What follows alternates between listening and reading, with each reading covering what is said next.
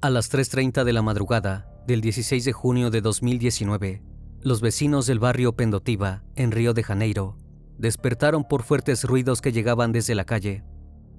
No pasó más de una hora hasta que supieron que provenían de una de las residencias más populares de la zona.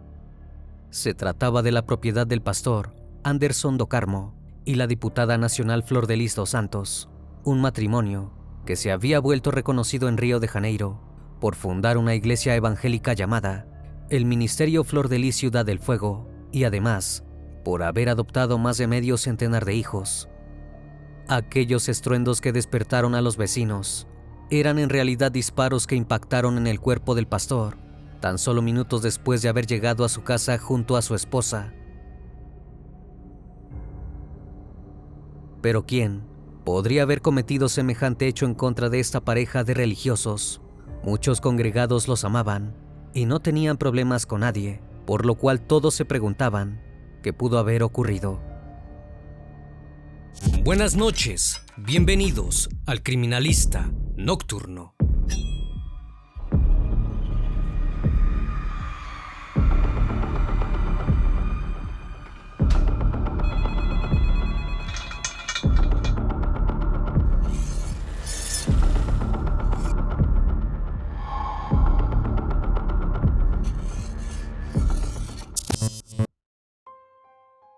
Aquella madrugada de junio de 2019, Flordelis se convirtió en la principal testigo del asesinato de su esposo, ya que ella había sido una de las últimas personas en ver al pastor con vida.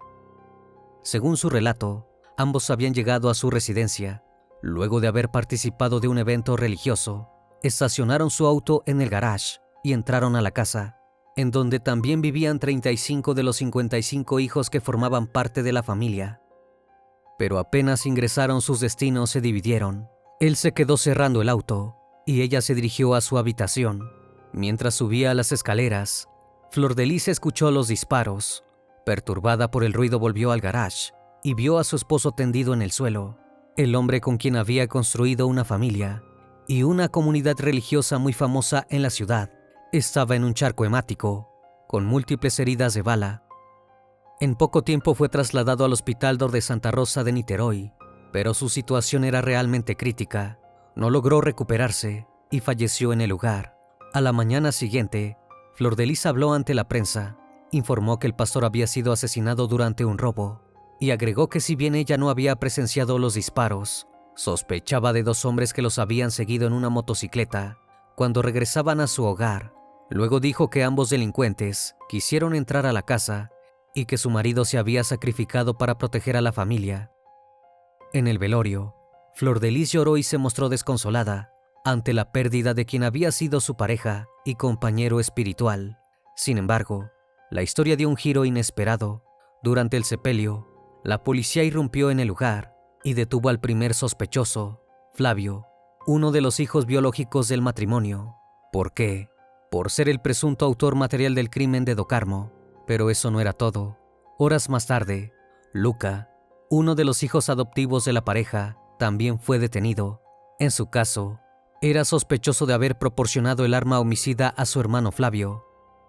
Inmediatamente el caso llegó no solo a todos los noticieros de Brasil, sino también a los medios de comunicación internacionales. El matrimonio no solo era muy reconocido en Río de Janeiro por ser líder de una comunidad evangélica. Flordelis era además diputada nacional por Río de Janeiro, por el Partido Social Democrático, una agrupación que en aquel entonces formaba parte de la alianza de la presidenta de Jair Bolsonaro. Todo era sospechoso. En un inicio, Flordelis había dicho a la prensa que su marido posiblemente había sido víctima de un intento de robo, aunque tan solo horas después de aquellas declaraciones, las autoridades habían detenido a dos de sus hijos como presuntos responsables del asesinato. Varias preguntas empezaron a circular en los medios de comunicación. ¿Ella sabía algo del asesinato? ¿Estaba ocultando información para encubrir a sus hijos? ¿Había formado parte del crimen? Conocer la historia de Flordelis y de este singular matrimonio puede ayudarnos a entender aquella sangrienta madrugada del 2021 y la extraña dinámica de esa numerosa familia. Flordelis dos Santos Nació el 5 de febrero de 1961 en Río de Janeiro, Brasil. Su infancia no fue fácil. Creció en Jacarecino, una de las favelas más pobres y peligrosas de Río, y cuando tenía tan solo 14 años, perdió a su padre y a su hermano en un accidente automovilístico. Para poder ayudar en la economía familiar, trabajaba en una panadería, mientras que en su tiempo libre acompañaba a su madre en una estricta rutina evangélica. Nunca faltaba a la iglesia y siempre se mostraba como una devota de Dios. Fue en aquel tiempo cuando Flor de Lis aprendió a tocar la guitarra y cantar.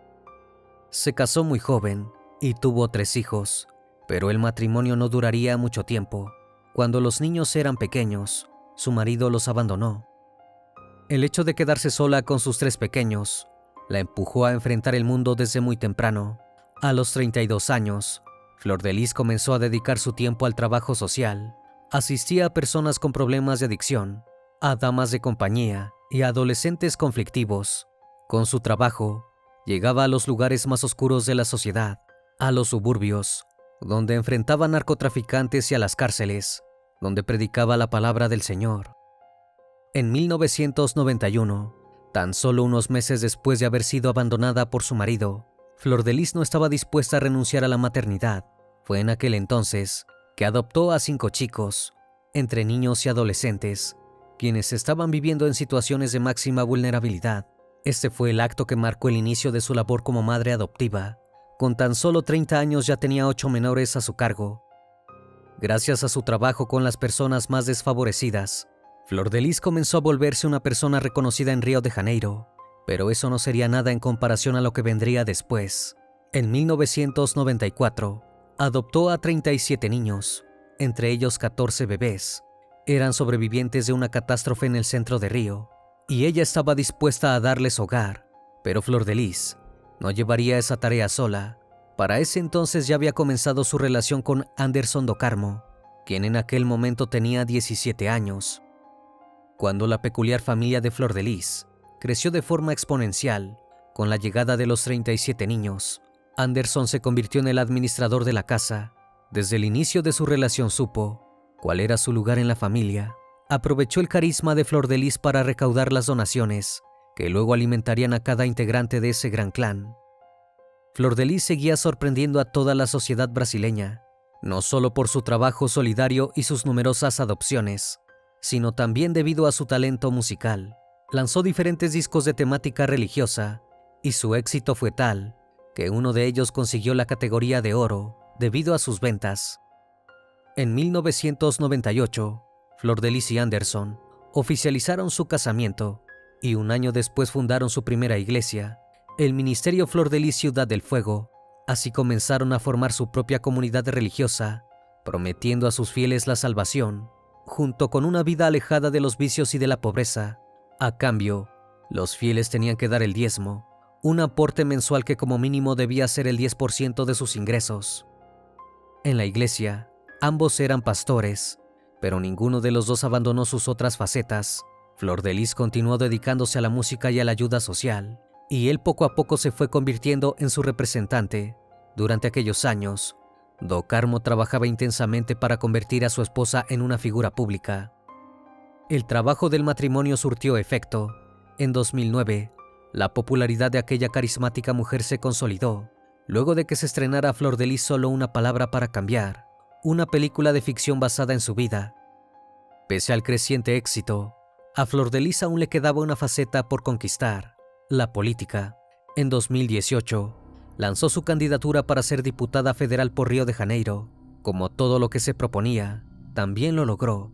Flor de Lis entró por la puerta grande del Congreso, tras lograr casi 197,000 votos a su favor, hecho que la convirtió en la mujer más votada de Río de Janeiro.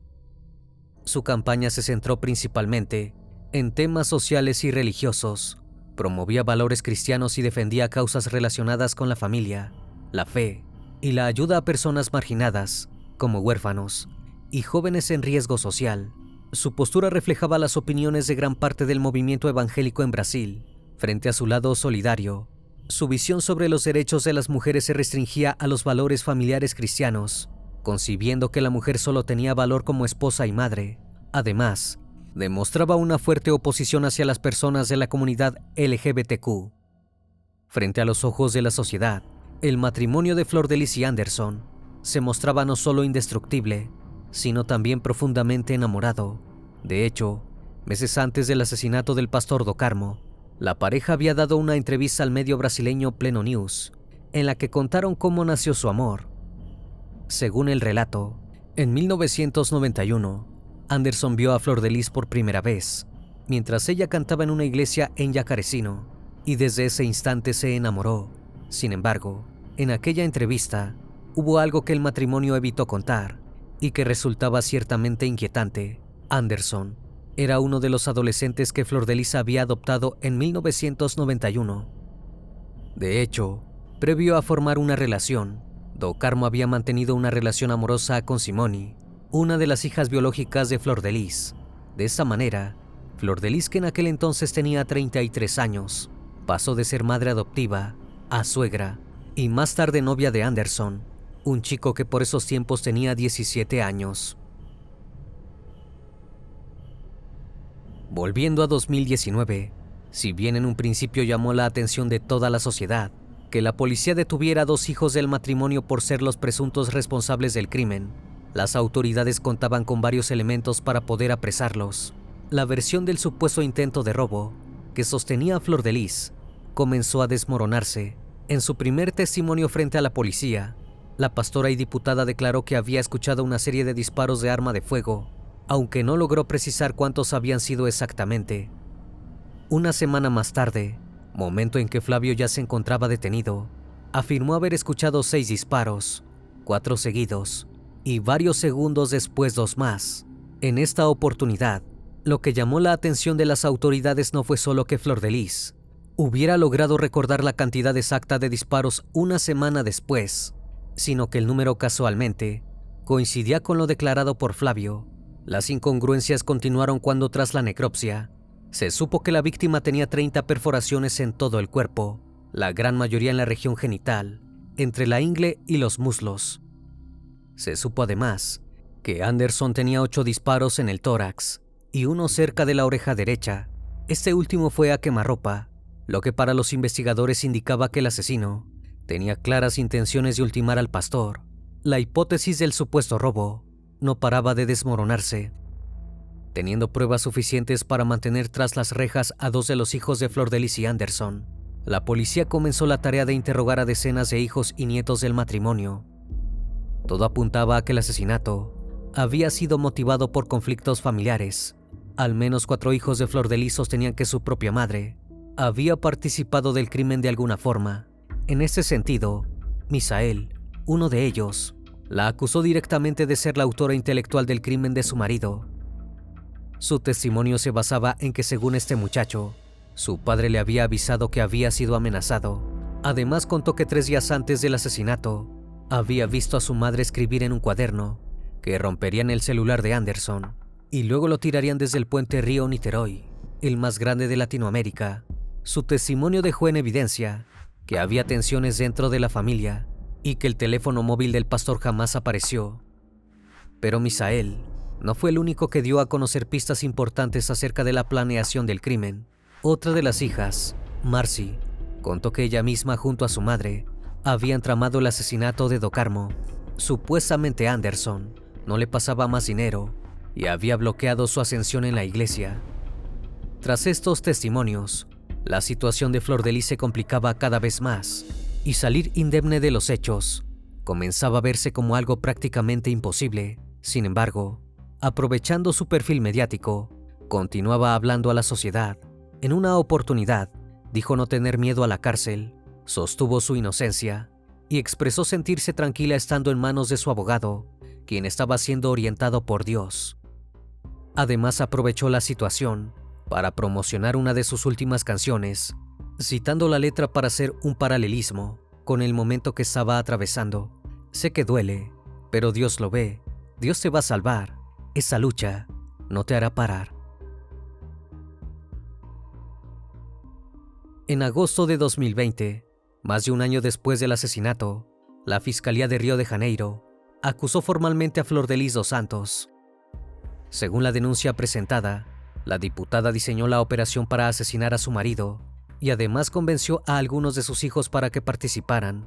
El motivo habría sido principalmente económico.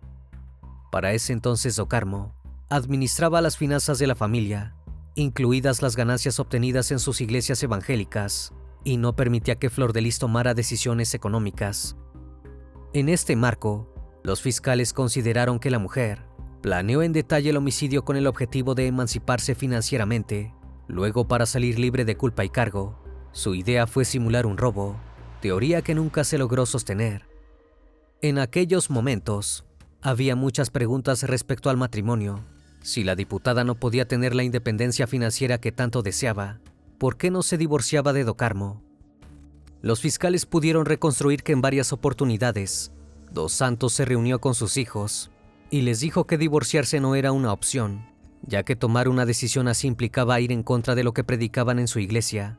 De esa manera, Flor-de-Lis narraba a sus hijos un panorama en que la única alternativa para alcanzar la independencia económica era determinante: deshacerse de su marido y padre de sus hijos.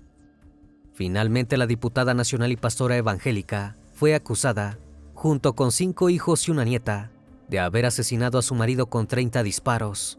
Pero eso no era todo. La fatídica noche no había sido el único intento de borrar del mapa a Do Carmo. Los investigadores descubrieron que antes de que el pastor falleciera, la mujer ya había intentado deshacerse de su marido envenenándolo con arsénico, un químico que no tiene ni olor ni sabor. Según un informe del Ministerio Público de Río de Janeiro, entre mayo de 2018 y junio de 2019, Anderson había sufrido 6 intentos de envenenamiento. Los datos surgieron de una investigación policial que utilizó como principal fuente las consultas médicas de Do Carmo. En el hospital de Niterói, en meses consecutivos, el pastor presentó vómitos, fiebre y diarrea. En aquel tiempo, el diagnóstico fue gastroenteritis aguda, que para la víctima era producto de un persistente cuadro de estrés. Pero más de un año después, para la oficina de homicidios de Niterói, Flor-de-Lis había sido la responsable de poner arsénico en la comida y bebida de su esposo. El presunto accionar se pudo comprobar gracias a un testigo anónimo, que afirmó haber visto a la diputada agregar una sustancia en el jugo de naranja de Do Carmo. Además, los investigadores descubrieron que las hijas Marcy Teixeira da Silva y Simone dos Santos Rodríguez ayudaron a buscar información en internet sobre el veneno. Otro hijo, André Luis de Oliveira, también habría animado al pastor a consumir los productos contaminados. Finalmente, para agosto de 2020, a la aprehensión de Luca y Flavio, se sumaron nuevas detenciones en la familia.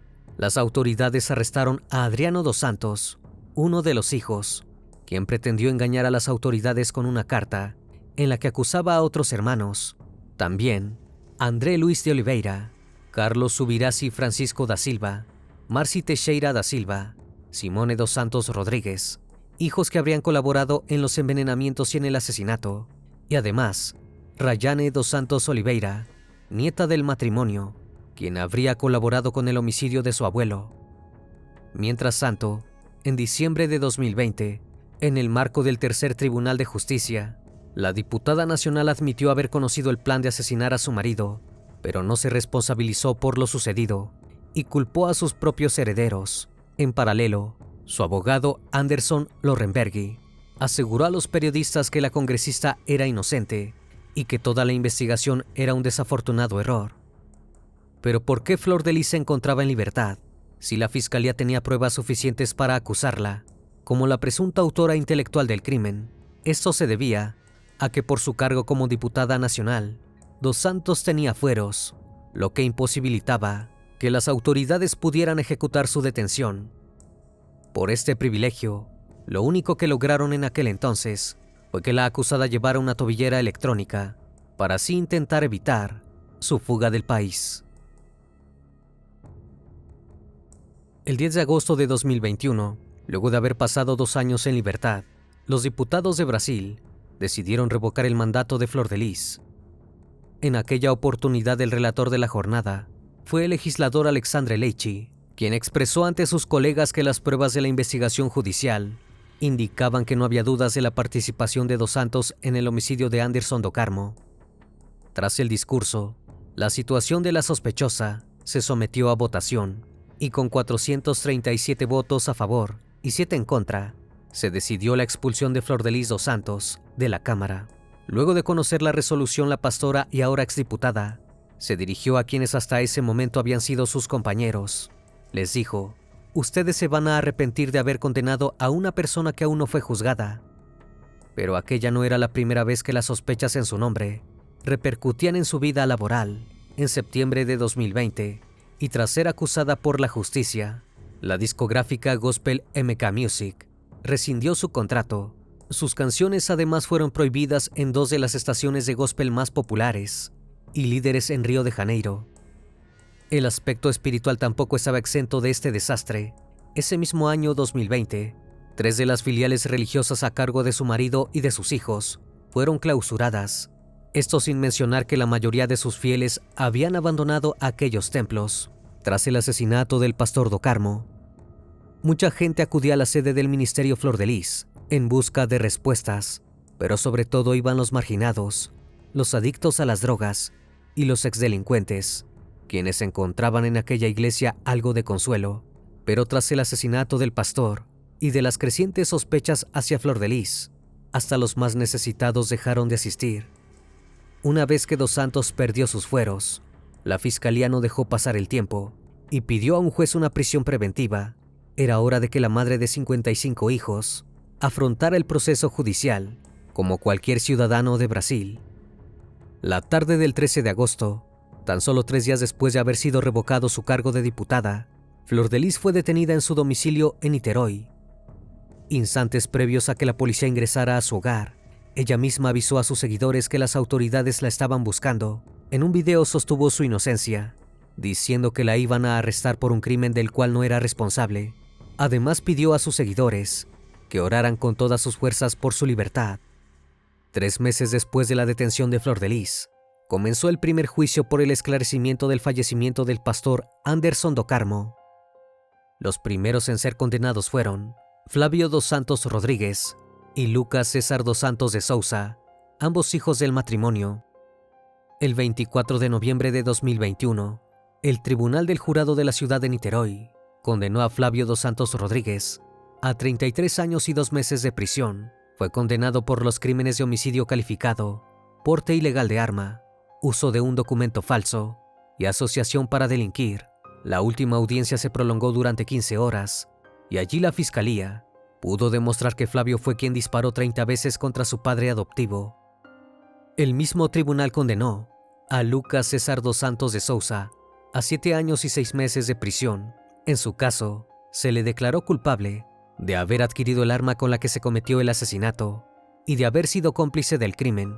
Su sentencia fue por homicidio calificado, pero su pena fue reducida gracias a que colaboró en la investigación.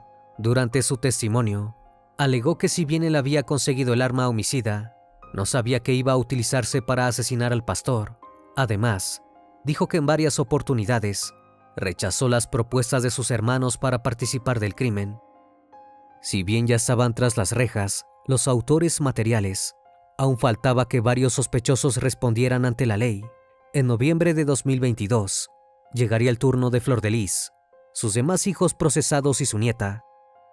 Un día antes de escuchar la sentencia, la exdiputada nacional reiteró su inocencia, pero además expresó haber sufrido abusos por parte de su esposo. Según su relato, el pastor Do Carmo la golpeaba con regularidad y también llegó a abusar de ella en más de una oportunidad.